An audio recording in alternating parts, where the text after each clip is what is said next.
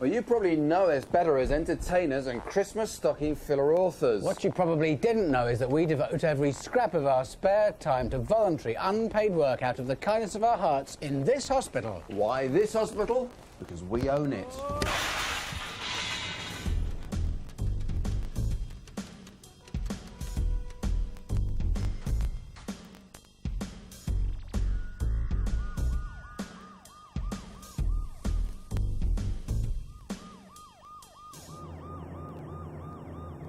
Well, if you cannot keep up the payments, we will have to repossess the hip.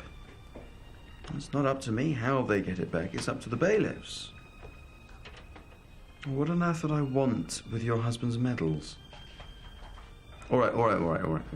One more week, and that's it, okay? Right. Bye, Gran. Ah, excellent. They're doing some surgery stuff in that operating bit. Come on. Some businessmen say they don't always have to be there to oversee every part of the smooth running of their venture. But our attitude is, what's the point in having all this great gear if you don't get to play with it?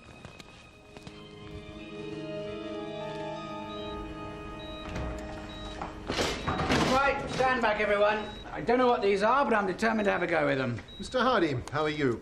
I'm Colin Baxter Hoo-Hoo, relief surgeon. Relieved to meet you. Ah! Right, I want to take something out. Well, really, it's just cosmetic surgery. Ah, makeup removal. We've given her new proboscis. Oh, sex change. Why don't you tell the viewers why you like working here so much?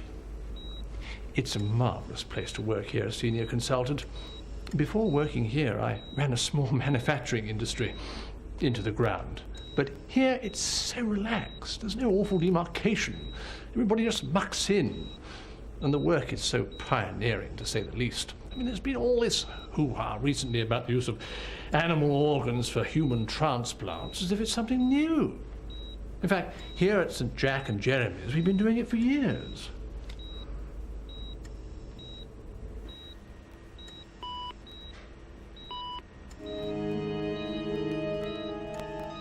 One of the most exciting things we've done here is to totally revolutionise hospital radio. Our shock jock, Paul Bearer, was such a find. Now it's time for my regular soapbox feature where I give myself the opportunity to sound off about a subject that really does make my blood boil. And in this case, it's the sick and needy. Now, I'm not talking about the patients in this hospital. Most of you have worked long and hard to pay for your treatment here. I'm talking about the freeloaders who clog up the NHS wards and corridors at St. Barney's in town. They can't hear this, but if they could, this is what I'd say for them. If you can't pay with ease, don't get the disease. I don't know, maybe if they were made to do some sort of community service to pay for their treatment, maybe if they had to clear a few canals or something, they'd think twice before burdening the taxpayer with their growths and hernias. Here's Steely Dan.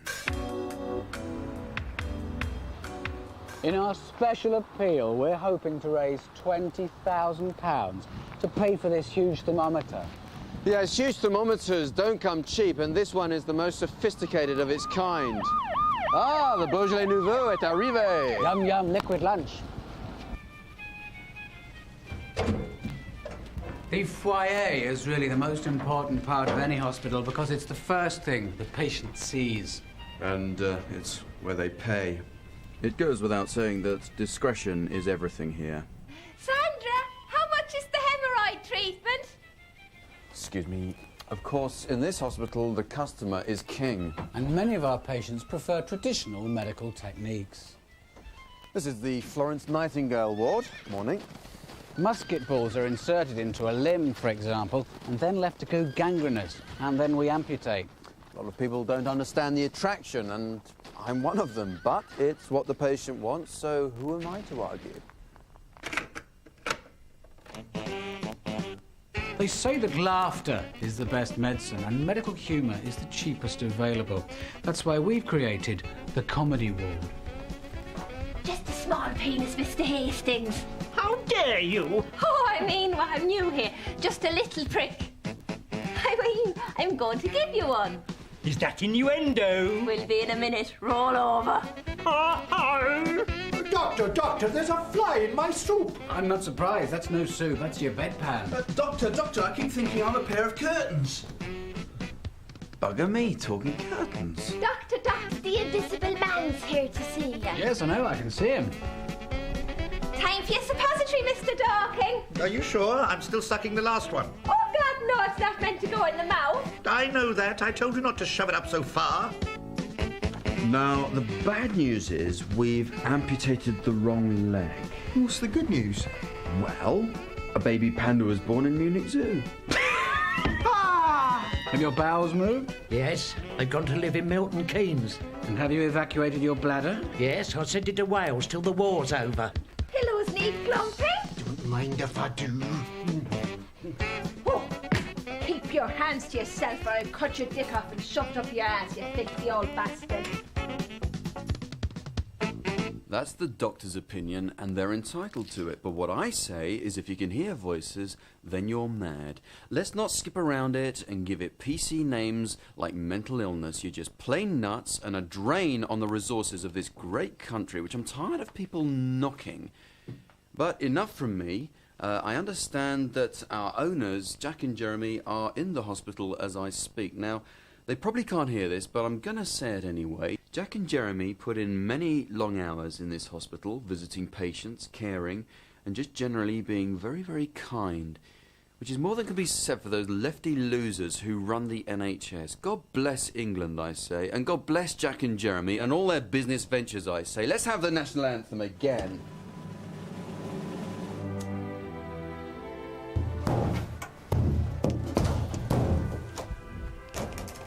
As you can see, it's not all state-of-the-art technology in this hospital. Some problems can be sorted out in therapy. But there's more to that than meets the eye. Let's go and take a look. What's going on here? It's no ordinary bleating session. I'm unhappy. It's a brand new treatment I'm from sad. America. It's called high-impact therapy. Thank you. Very proud to have one of Surrey's most prominent waviologists here. What she doesn't know about herbs isn't on a stamp.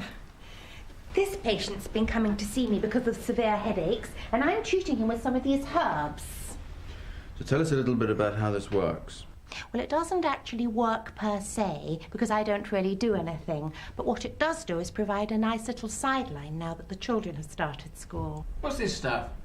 It's potpourri. Oh, so you're a Catholic. So, are you feeling any better? No, not really. So what's next? Looks like a case for acupuncture. Yeah, pop your clothes off. I'll be with you in a minute.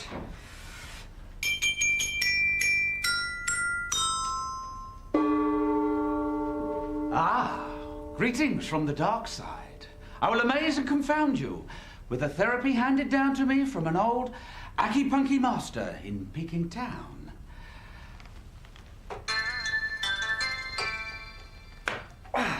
But first, I need an assistant.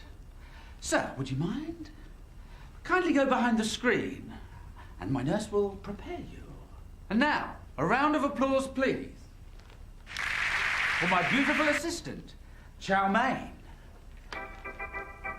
Thank you. Sir, would you walk this way? There we go.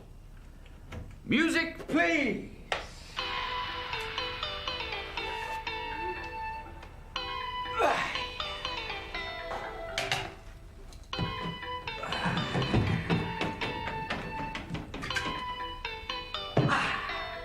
Acupuncture, make him better.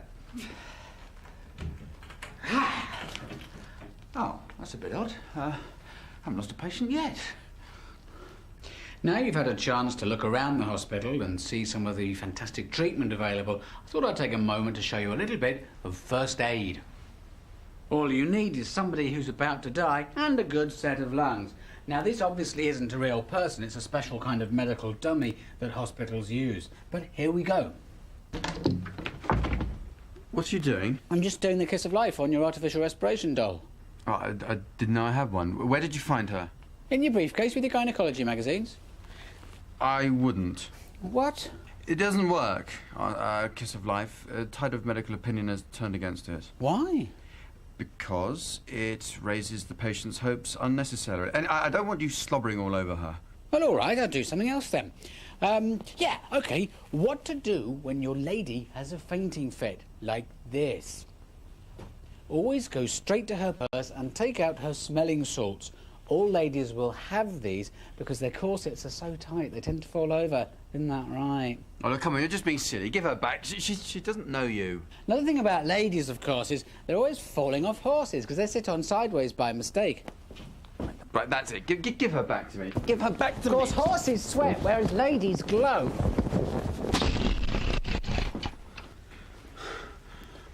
Well done.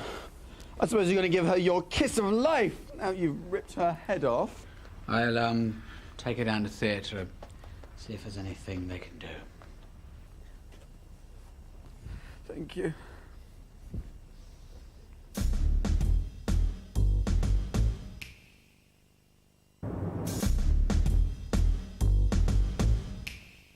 And welcome back if you've just joined us or come round. Bruce Willis, Yasser Arafat and Dame Kiri Tiki Wiki, or whatever her name is, won't now be joining us because they're stuck in traffic. However, one actor, singer, songwriter who's been waiting very patiently for me to get round to speaking to him is director, guitarist, choreographer Jimmy Hard. Jimmy, what are you doing here? Well, I'm actually filming my new series. Jack and Jeremy are old muckers of mine from way back when we were all poor, and they said, why not do it here? Yeah, they're great blokes, aren't they? So tell us about the show. Well, it's a medi-drama called Hard Doc. I'm the main character. I play a doctor. It's a bit of a departure from me. I'm more used to being treated by doctors. You know, being stitched back together after some bit of craziness in me past. Yeah, I believe you got hurt once before you were famous? More than once, actually. I was a bad lad, I make no secret about that. Got to the point I just used to think it was normal to keep waking up finding an ice pick through me head. Golly, I bet that hurts. Well, you get used to it. You're listening to Shock Radio Gold with Paul Bearer. I'm speaking to Jimmy Hard. Jimmy, you really did suffer as a child, didn't you? Well, let's just say I had a checkered career at school when I bothered to show up, that is. Just because you were head boy? Well, for a while, like, yeah. Because you were the best behaved and got on very well with all the teachers. One thing I want to know, Jimmy, why do you always write your own stuff? Well, other writers, they just don't speak to me. What, for personal reasons? No, what I mean is like a Shakespeare. It doesn't mean anything to me. I mean, when I was a lad in Newcastle, we never spoke like that. And yet you were praised for your Juliet in the school play. Well, what happened there was that Bearer rocks with the docs. So is the character Doc Hardman, is he based on you? Well, he's a Geordie lad like myself. He's had a few scrapes with the law. He also works as a police pathologist and professional kickboxer. Shock Radio Gold. He's a complex character, part angel of mercy, part tyrannical perfectionist. He's also a drinker and gambler with problems at home. So it's just like Cracker, in fact. He's a great actor, isn't he, Robbie Coltrane? Why can't we have more telly like that instead of Channel 4 with their dreary films that aren't even in English? Makes me sick to my stomach, that does. Yeah. Well, he gives up the high life of Harley Street and comes back to treat cheat miners in his native Newcastle. But triads try to take over the hospital and he has to fight them with rice flails while delivering a poor black baby under the sea. Well, you yourself have had a varied career. Tell us about the time when you worked on the perfume counter at Dickens & Jones. Luckily, we have many wonderful celebrities like TV exercise breakfast man Mr. Masturbator, who give up their own time to help out at St. Jack and Jeremy's. Today, we're also fortunate to have a newcomer. That wonderful comedian Tommy Blue has come to cheer up the kiddies. Nurses round here, hey, lovely, aren't they? I wouldn't mind. One of them, one of the girls, obviously, because I'm not like that. No. Anyway, look, hey, two Chinese blokes. They go in a no, they don't. Hey, look, I tell you what. You seen these coloured people the way they drive around? No. All right. I tell you what, Cinderella, right? She comes in, right? All the porridge has been eaten by the bears, right? And she's pissing Goldilocks, isn't it? I'll tell you what, you like this, all right? We'll have a song. Should we have a song? Yeah? You join in, won't you? Hey? Right, hang on. Yeah. Here we go. Right.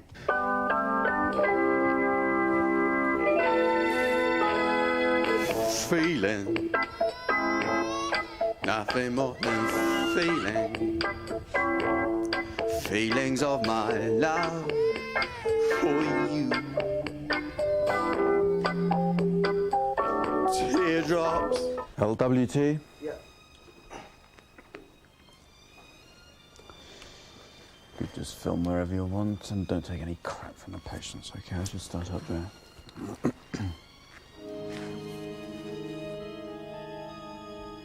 As you've already seen, much of the work done here is cosmetic or correctional surgery. Now, personally, I dislike these terms because they imply that there's something wrong with the patient, and that's just not true. Just because you've got no hair or a horrid face doesn't mean that you're sick. But it can be very distressing for the people who have to look at you, and it's really those people that we're helping. Well, let's see what the wizardry of microsurgery has done for you. Well,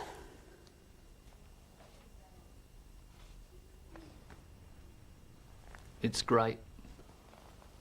I love it. Fantastic. Thank God. Sorry, John, looks like I've wasted your time.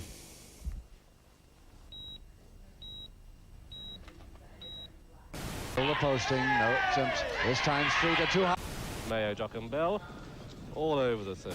I did this gig in my hometown, Sodding Typical. I went down there. And it is, I mean, it's unbelievable. It's like Mr. Stevens? Yes? I'm St. Jack. I understand you wanted to see me to complain about something. Ah, yes, Is yes. the wine list not to your satisfaction? No, it's not that. Is it the food? No. We try so hard to cater for everybody's tastes. I'm unhappy about the... Would you like me to increase the credit on your casino card? If you'd let me finish, then I could explain... Perhaps a couple of prostitutes? No! No, very sensible. A man as ill as you are. Look, I'm not ill, that's the point. I've had my wisdom tooth out 2 weeks ago. There's absolutely nothing wrong with me now. Every day I stay here. It costs me a great deal of money. I want to go home, please. I wouldn't be able to forgive myself if I let you do that. The fact is, it wasn't a normal tooth. It had roots. They all have roots. All your teeth have roots? All of everybody's teeth, they have that. They have roots. I didn't want to have to tell you this. We sent your tooth off for tests at the tooth department at the Natural History Museum, and we've had the results back this morning. It's not human. What? No, I'm afraid you are a tiger. A saber-toothed tiger, long thought to be extinct. I can't be. I mean, I don't understand. Neither do I. Perhaps only God himself understands how a monster like you can hold down a job in the city. Well, what should I do? I'd like you to call your medical insurers now and explain to them that you are a dangerous tiger and that you'll be staying at St. Jack and Jeremy's for quite a long time. Will that be all right? Yes, absolutely. Well, thank you. Duty frees, perfume, cigars, jewellery, watches, novelty teddy bears. Oh, you look like you need a fresh dressing. What will it be? Vinaigrette, Thousand Island?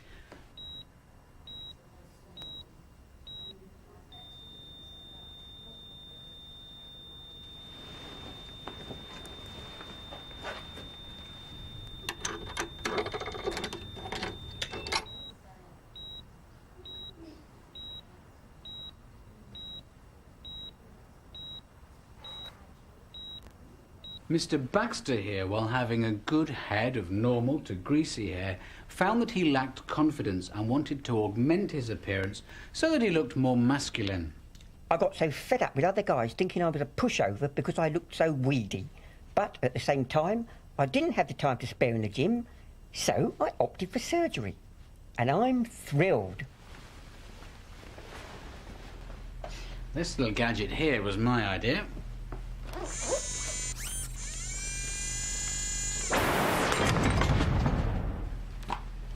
The thing I'm most pleased about is his manhood enhancement. Oh, yeah. Take a look at this baby. How are you feeling? I bought you some bits and pieces. The kids are missing you. And action! Doctor, it's an emergency. He needs an operation and the scalpels are blunt. No problem. That's why I always carry one of these. Right, sew him up, nursey. Girl's work. I'm not a girl, and I never have been. You saved him, Doctor. Least I could do. Me that put him there in the first place. Just another bit of craziness in me past. Is there anything else I can get you? Just me guitar, pet.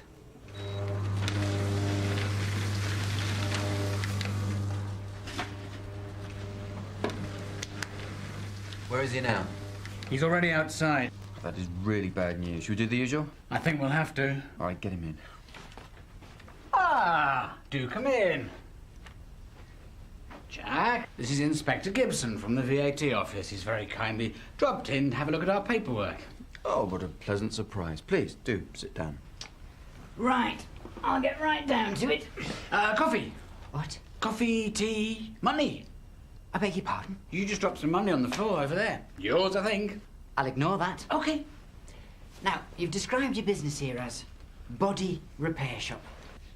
Hmm? With an annual turnover of £200 a year. Yes. Well, I find that rather hard to believe. Do you? Yes. And not a single VAT payment in over 4 years. Right.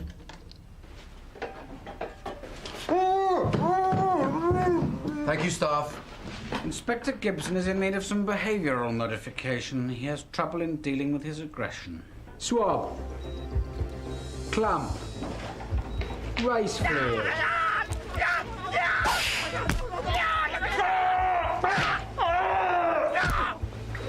Who were they? Better you don't know. Forceps.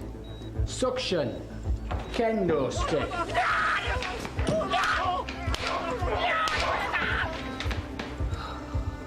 Doctor, one of the machines that makes the noises has stopped making the noise. Right. Uzi.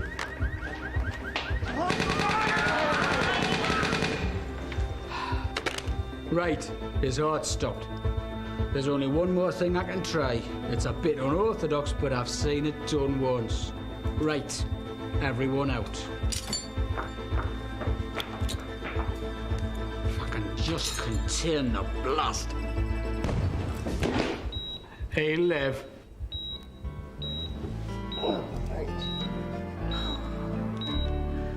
Come on, everybody. We're going to do some workout today now. So let's get our arms up together now. Okay, now wave those hands up in the air. That's it. That's it. Okay, now wave those hands to the side. That's it. Now pump those muscles. Pump those muscles. Now point to the right. Point to the right. Looking good. Oh, looking good. Now 1, 2, now to the left. Everything appears to be in order, Mr. D. I shan't be requiring any further information. And finally...